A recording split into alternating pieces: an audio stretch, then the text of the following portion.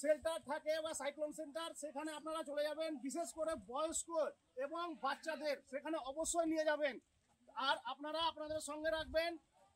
গভীর নিম্নচাপ হওয়ায় একটি ঝড়ের সম্ভাবনা রয়েছে, যার নাম রেমাল। আপনারা সবাই সতর্ক থাকুন, কোনো রকম গুজবে কান দেবেন না। কোনো রকম অসুবিধার মধ্যে পড়লে আপনারা নিকটবর্তী পুলিশ বা এনডিআরএফ এর সঙ্গে যোগাযোগ করবেন। মোবাইল ফোন চার্জ রাখবেন। প্রয়োজনীয় জল, খাদ্য সামগ্রী, প্রয়োজনীয় ডকুমেন্ট আপনারা নিজেদের কাছে রাখবেন। মৎস্যজীবীদের অনুরোধ করা হচ্ছে, আপনারা কেউ নদীতে যাবেন না, সতর্ক থাকবেন। একটি বিশেষ ঘোষণা, আজ এবং কাল এই 2 দিন একটি ঝড় সমুদ্র উপকূলবর্তী এলাকায় চলে এসেছে, যার নাম রেমাল।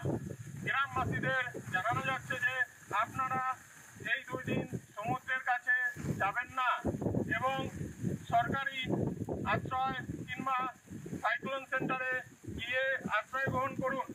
মৎস্যজীবী ভাইদের জানানো যাচ্ছে যে আপনারা এই 2 দিন সমুদ্রে মাছ বঙ্গোপসাগরের উপকূলে গভীর নিম্নচাপ ঘনীভূত হওয়ায় একটি ঝড়ো হওয়ার সম্ভাবনা রয়েছে, যার নাম রয়েছে রেমাল।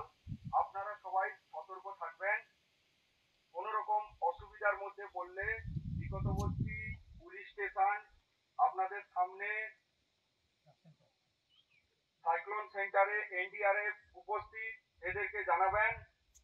আর প্রয়োজনীয় খাদ্য, পানি এবং ওষুধ সরবরাহ করে রাখবেন। কাঁচা বাড়িতে থাকবেন না। যদি কোনো অসুবিধা হয় আপনারা সাইক্লোন সেন্টারে চলে যাবেন।